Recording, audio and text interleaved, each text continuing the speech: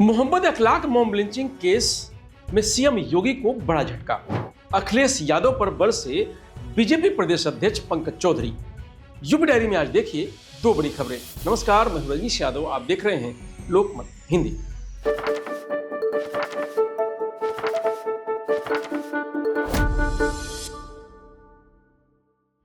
उत्तर प्रदेश के ग्रेटर नोएडा में चर्चित मोहम्मद अखलाक मॉब लिंचिंग केस को लेकर एक बार फिर न्यायिक प्रक्रिया सुर्खियों में है। बिसाहड़ा गांव में वर्ष 2015 में हुए इस मामले में मंगलवार को सूरजपुर स्थित फास्ट ट्रैक कोर्ट में सुनवाई हुई। अदालत ने उत्तर प्रदेश सरकार द्वारा मुकदमा वापस लेने के लिए दाखिल की गई याचिका को खारिज कर दिया है।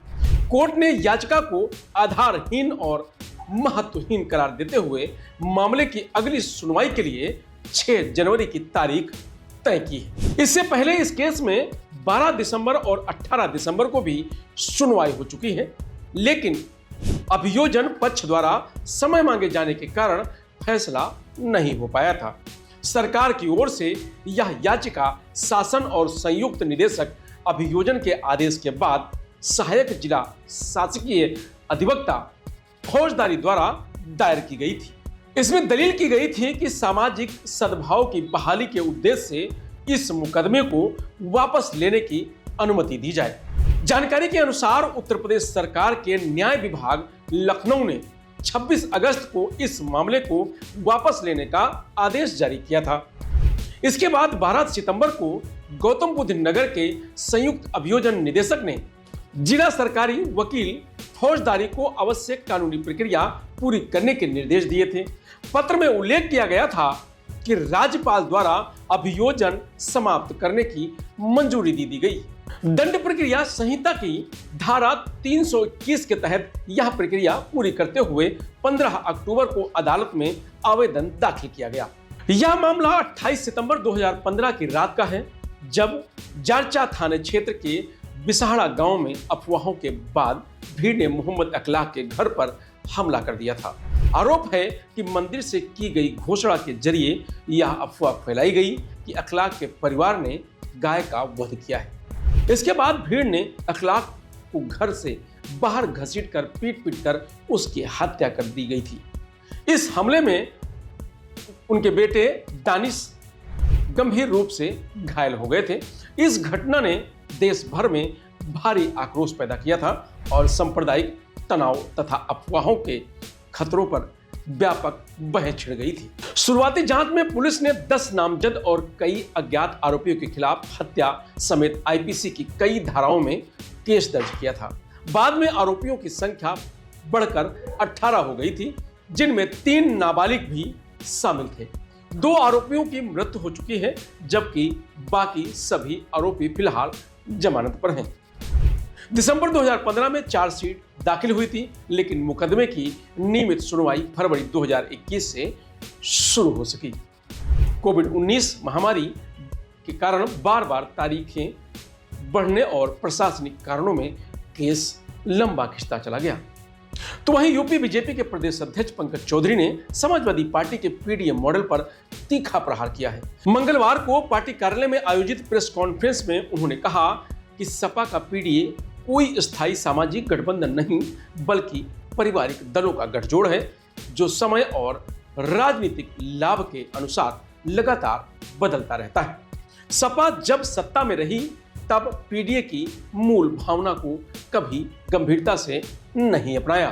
पंकज चौधरी ने कहा कि समाजवादी पार्टी आज पिछड़े, दलित और अल्पसंख्यकों की बात जरूर करती है, लेकिन उसका व्यवहार हमेशा चुनिंदा परिवारों और नेताओं तक सीमित रहा है। सपा का पीडीए केवल चुनावी मौसम में सामने आता है और चुनाव बीतते ही उसका स्वरूप बदल जाता है। यह दर्शाता है कि सपा के लिए पीडीए कोई विचारधारा नहीं, बल्कि राजनीतिक मजबूरी है।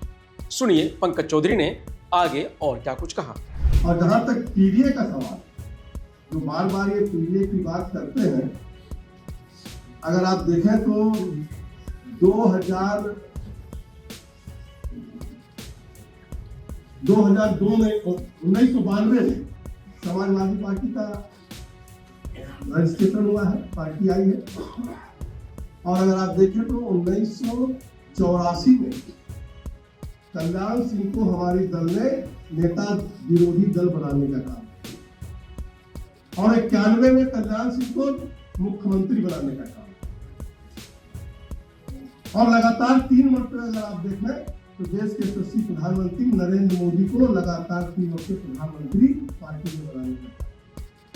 और 2012 में जब फिर नया मुख्यमंत्री चुनने का अवसर आया तो अखिलेश यादव को मुख्यमंत्री बनाया गया, जबकि उस समय आजम खान उनसे वरिष्ठ नेता थे, लेकिन उनको पीढ़ी में बनाया। और पीडीए का जहां तक सवाल है, केवल एक परिवार के लोगों को ही पीडीए का मतलब समझना।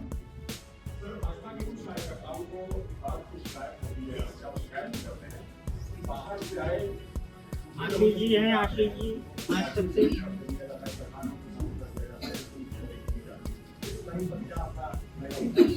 देखिए, पार्टी को विभिन्न प्रकार का निर्णय लेना पड़ता है, आवश्यकता के अनुसार निर्णय लेना पड़ता है, लेकिन भारतीय जनता पार्टी में अधिकतर अगर देखें तो भारतीय जनता पार्टी के कार्यकर्ताओं को ही सम्मान दिया जाता है। और मुझ जैसे छोटे कार्यकर्ताओं का इतना बड़े प्रदेश का अध्यक्ष भी पार्टी ने बनाया।